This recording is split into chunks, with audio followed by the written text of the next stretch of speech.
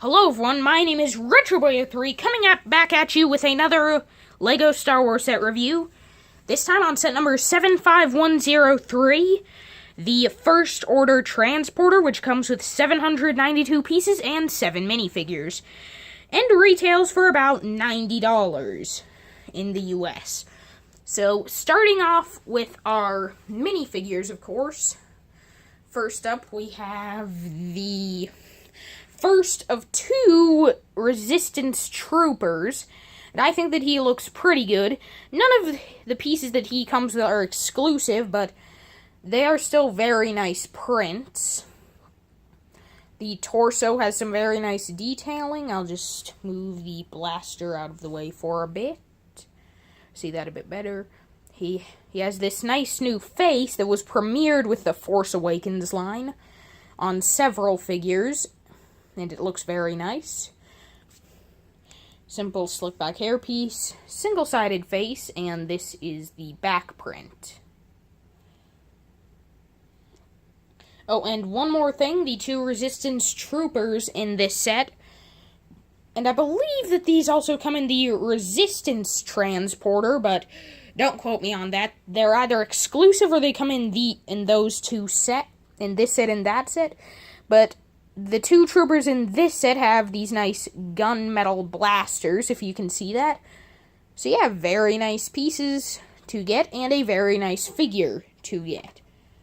And then our other Resistance Trooper for this set is actually exclusive. Her torso is unique, and she is actually the only female Resistance Trooper we've gotten, not including Leia.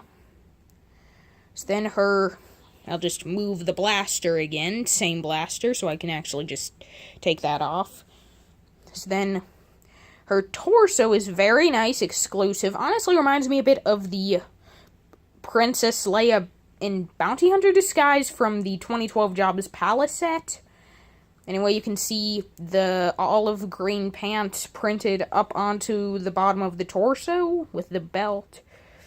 Some nice back printing, and she does have a double-sided face, which I believe only comes in 4 sets. This, the Doctor Who TARDIS set, and then 2 other Star Wars sets, Assault on Hoth and the Vader's TIE Fighter. So you have this side, which is just kind of a standard smiling expression. And then on the other side, you have this face that's maybe a bit confused or worried. So yeah, that is our second Resistance Trooper. So now on to the might of the First Order, by which I mean 5 people. Starting off, of course, with probably one of the coolest looking minifigs from the Force Awakens line, or heck, probably one of the coolest looking non-chrome LEGO Star Wars minifigs, period. Here we have Captain Phasma, who just looks absolutely fantastic.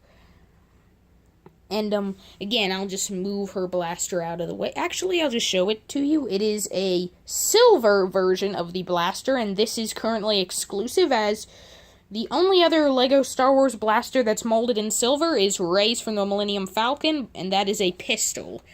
So yeah, very nice to get. So then, looking at Captain Phasma, at first you might think that this is just the First Order Stormtrooper design, but in silver, you're wrong. But before I show you all the differences and similarities, I'll show you the cape of Phasma.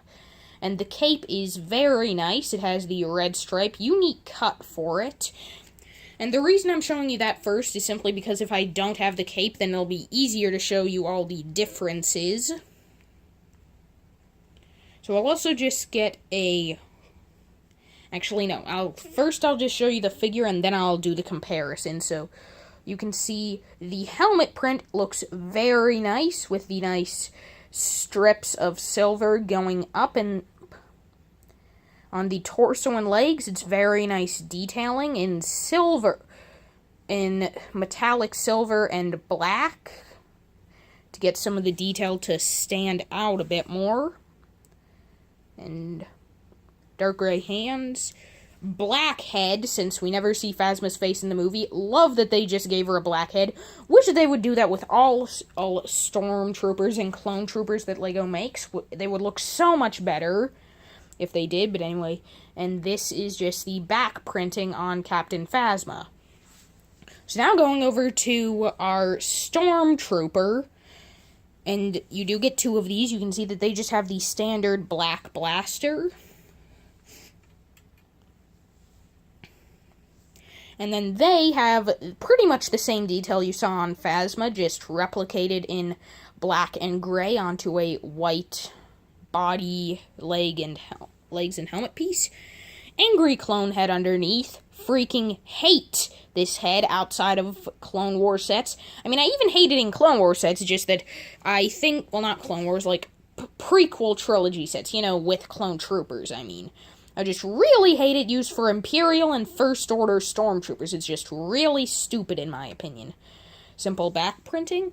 And then now to compare this figure with Phasma, you can see that there are definitely several differences between the two if I just hold them both up. Such as, for example, Phasma doesn't have the little, this circle, like, I don't know, would that be like a speaker detailing maybe?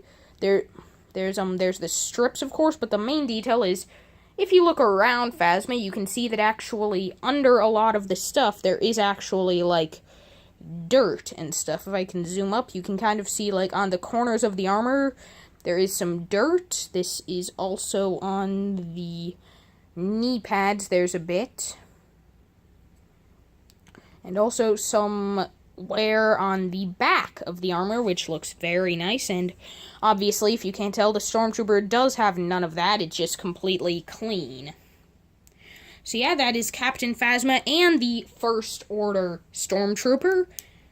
And as I said, you do get two Stormtroopers. Unfortunately, my second one I got was kind of misprinted, if you can see. The eyes are printed too high. And yeah, the eyes are just printed too high on that one, so yeah, beware. Some of the Stormtroopers can be a little misprinted with, actually, now that I look at it, all the printing is actually a bit too high, so yeah, just beware of that. As it does look kind of bad.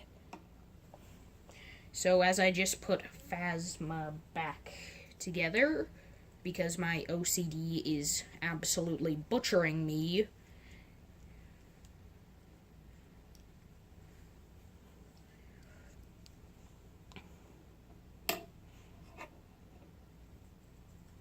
our last two figures are, if I can get Phasma to stand up, there we go, our First Order Flame Troopers. And they look very nice. Again, I'll just move the gun out of the way so you can see. And I'll also take off, no, I'll leave those. So, actually, no, I'll show you the weapons first. I know that this is a bit confusing and annoying to listen to, but yeah. So you can see that for the weapon, it's just a blaster rifle with a white cylinder on the end. And then for the tanks, you have attached this clear neck bracket. You have the two tanks, which are just very similar. They're 3 long bars attached to clips with cylinders on each end. So now I'll take those elements off. So you can see that underneath, the figure does have a unique helmet, and this figure is no longer exclusive to the set, by the way, as it does come in the Resistance X-Wing Fighter. And you can see the leg print is very nice, as well as the torso. And again, the helmet is very nice, and I like how the lines on here almost go all the way to the back. You have some nice back printing, and again, Angry Clone, and I almost think it would be fine if we also got 2 nice clone heads, but nope, just 4 Angry Clone, and that is really annoying because even though they're both inaccurate, Nice Clone does look a lot better. And again, if you cannot tell, you do get 2 Flame Troopers. If I can just get them into focus. Focus. here we go. So yeah, you do get 2. So then, moving all these guys out of the way, we will move on to the actual transporter vehicle now. Just, yeah. So yeah, so the transporter here, you do have some nice features with it, and first, you can see that on the bottom, there are some wheels underneath, some trans wheels, and that is, of course, just so you can kind of taxi it around. And then, one of the other main features is in the back, you can kind of see this little Technic pin. So what happens is when you pull that out, you can lower the ramp here. So if you wanted to, you could pose some figures on that to represent this, and some troopers coming out of the transporter. Don't know why I emphasized it that way. I emphasized that weirdly. And you can see that on the sides, there is some very nice detail. And there is a feature on this side that I'll show you in a bit. And that detail is replicated on both sides. These are the 4 main engines. So then I'll show you the interior of the transporter.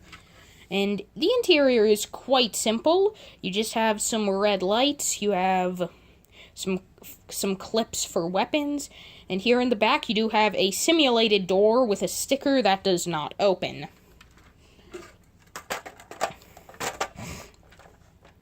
So then, moving on to the cockpit, you can see that there is a nice sticker there to represent some glass.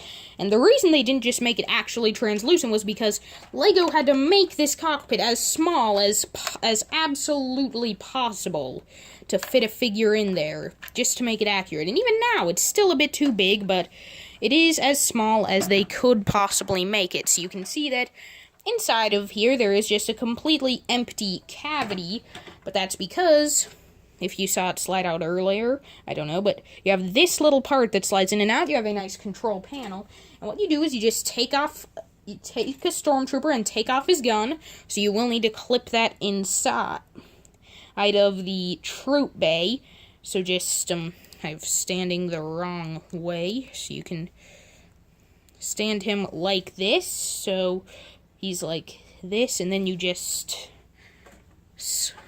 I dropped him. Good job, me. So you can just put him inside of here. It should be fitting. There we go. See, and you can just slide that back down. So now he is in the cockpit.